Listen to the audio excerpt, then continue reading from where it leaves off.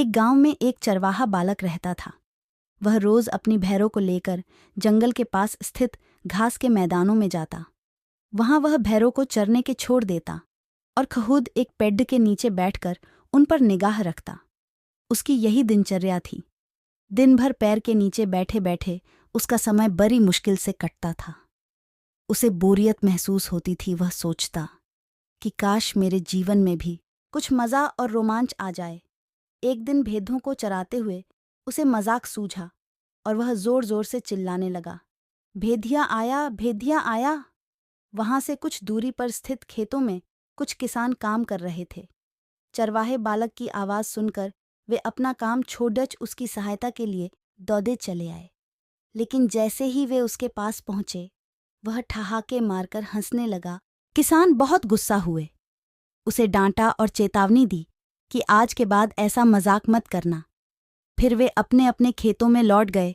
चरवाहे बालक को गांव के किसानों को भागते हुए अपने पास आता देखने में बड़ा मजा आया। उसके उनकी चेतावनी को गंभीरता से नहीं लिया। अगले दिन उसे फिर से मस्खरी सूझी और वह फिर से चिल्लाने लगा, भेदिया आया, भेदिया आया। खेत में काम कर रहे किसान अनहोनी की आशंका में फिर से दौड़े चले आए, जिन्हें देखकर चरवाहा बालक फिर से जोर जोर से हंसने लगा। किसानों ने उसे फिर से डांटा और चेतावनी दी, लेकिन उस पर इसका कोई असर नहीं हुआ। उसके बाद जब तब वह किसानों को इसी तरह भेदिया आया कहकर बुलाता रहा। बालक के साथ कोई अनहोनी न हो जाए, ये सोचकर किसान भी आते रहे, लेकिन वे उसकी इस शरारत से बहुत परेशान होने लगे थे। एक दिन चरवाहा बालक पेड़ेच की छाया में बैठकर बांसुरी बजा रहा था कि सच में एक भेदिया वहां आ गया। वह सहायता के लिए चिल्लाने लगा, भेदिया आया, भेदिया आया। लेकिन उसकी शरारतों से तंग आ चुके किसानों ने सोचा कि आज भी ये बालक उन्हें परेशान करने का प्रयास कर रहा है, इसलिए वे उसकी सहायता करने नहीं गए। भेदिया उसकी कुछ भेदों को मारकर खा गया।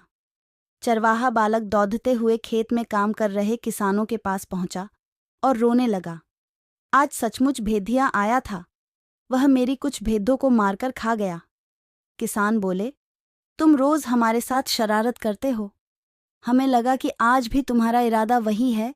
तुम हमारा भरोसा खो चुके थे, इसलिए हम में से कोई तुम्हारी मदद के लिए नहीं आया।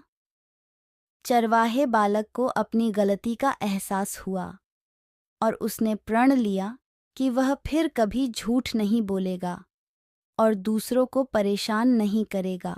सीख, बार बार झूठ बोलने से लोगों के विश्वास पर चोट पहुंचती है और उनका विश्वास टूट जाता है।